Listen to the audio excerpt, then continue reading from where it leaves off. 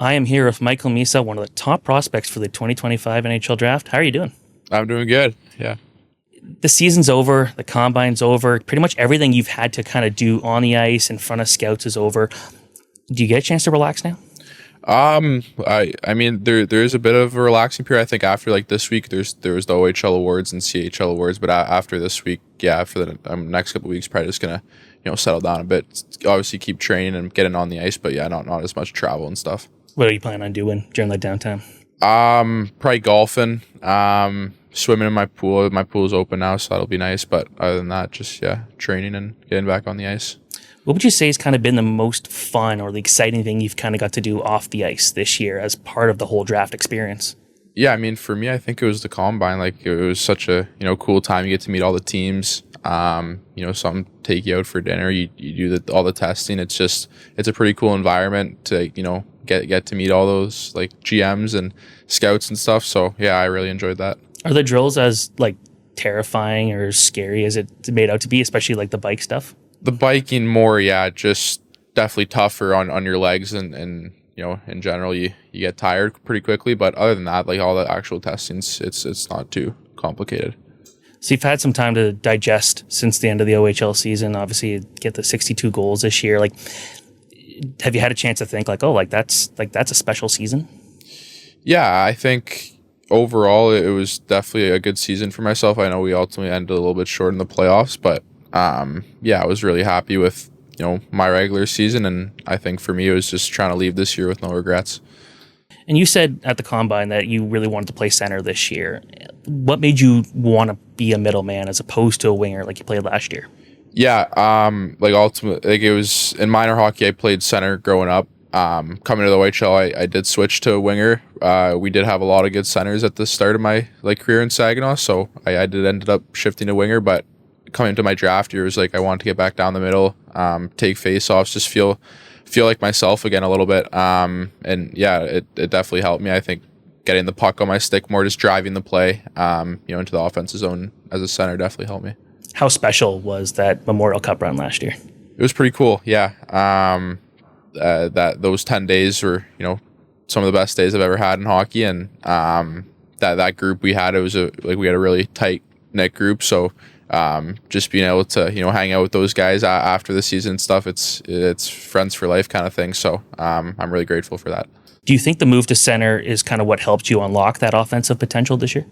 Yeah, I think it definitely was a bit of a help. I think just in general, the experience of playing the OHL, is my third year now, that helped me as well. But yeah, getting back to the middle, feeling like myself, a lot more confident with the puck, and yeah. What mechanically changed in your shot, if anything, this year to be able to go from the number you had last year to over 60 this year?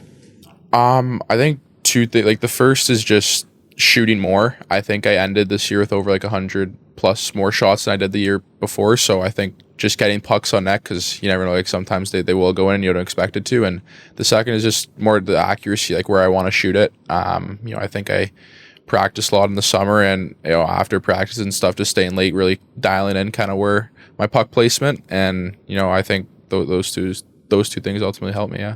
Do you have a preferred flex for your stick?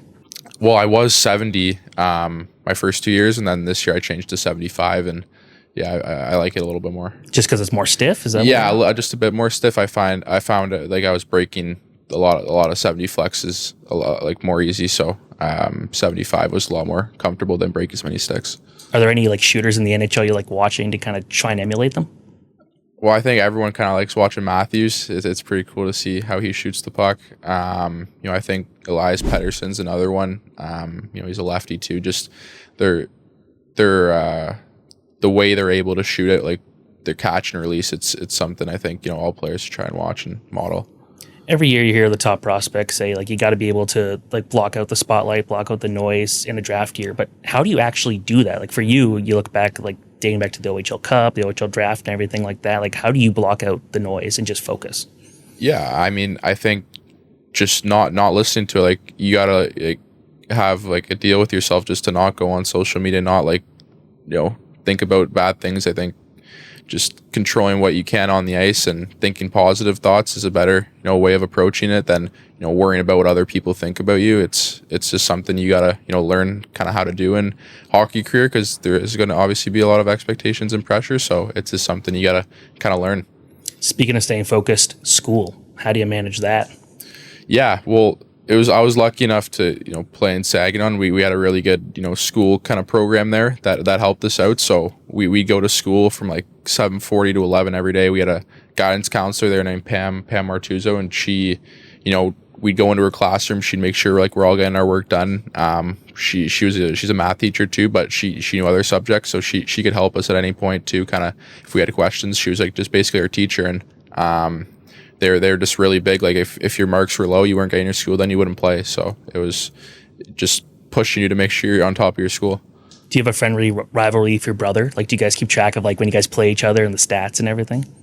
Yeah, I mean, I think there's always that little rivalry. We're brothers playing in the same league, so we're trying to both push ourselves. And he's had his last 2 years have been incredible in the OHL, and for me, we do sometimes keep track of that stuff, but we are brothers, so ultimately I'm happy for him and everything he's doing and what he's going to do. So, how cool was it seeing him get drafted last year? Yeah, it was awesome. Especially it being in Vegas too. I think that draft was pretty cool at the Sphere. Just getting that experience, it was awesome, and I hope to follow in his footsteps for this year. Have you seen anything as cool as the way they had that set up with the pictures and everything of all the players? Probably not. That was the coolest thing I've been to. Yeah, you're just like looking around the room. It's just everything's so like in your face. It's pretty cool. So yeah. And obviously Zane was drafted last year too. Did you kind of get to learn anything about how he handled a draft year? Yeah. I think the biggest thing he kind of told me was just enjoy it and don't get overstimulate. Just stay in the moment. That was the biggest thing he did, I think, is he's having a lot of expectations and pressure on him, and that's kind of the advice he told me. So, all right, well, thank you so much.